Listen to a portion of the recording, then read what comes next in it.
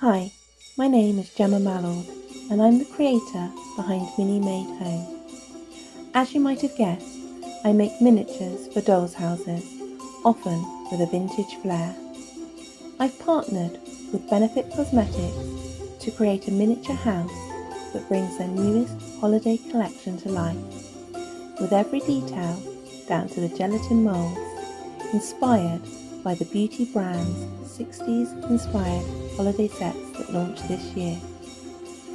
I've used a variety of modern miniature making techniques, from making my own silicone jello molds to crafting a retro side table from wood and 3D printed elements to bring the Benefit set to life. From handmade foods to digitally drawn mascara bottles or sewing miniature cushions, every tiny detail comes together to showcase Benefit's latest holiday collection in miniature.